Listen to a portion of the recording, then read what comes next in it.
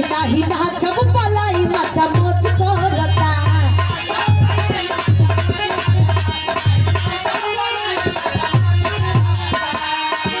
और नाचे वाली नहीं की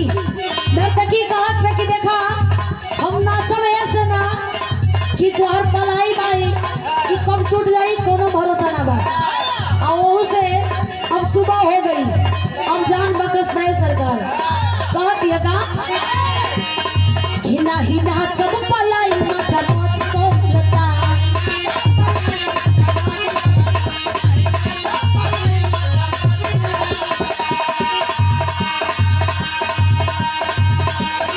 हिनोट देवे में लोग एक टच करता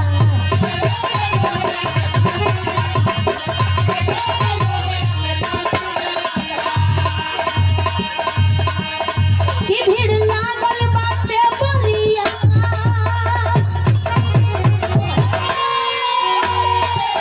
की भीड़ लागल बाटे बरिया अभी तो लोग खाना से उठल बा की भीड़ लागल बाटे बरिया अभी तो लोग खाना से उठल बा लड़का कहता कि सुनो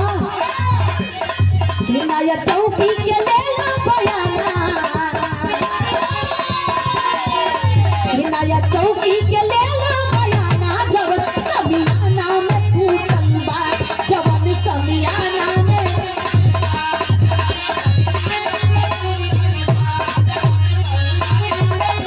कहता कि यही तेरा बयाना ले लो जवन टूट गई लोकर लेकिन नाचो का कहे लड़की समझावत दिया कि सुना हमार बात सुना सुना ये बाबू अभी पानी न पाली सुना ये बाबू अभी पानी न पाली छाती पिटता रे चौकी के माली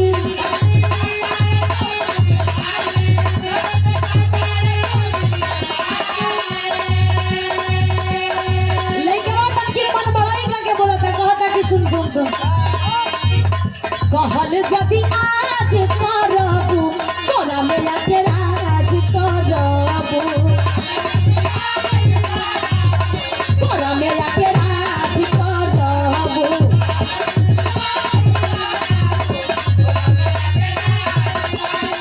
कहता कि हमार बात मान जा फायदे में रहबू कि खुश जे मिजाज करबू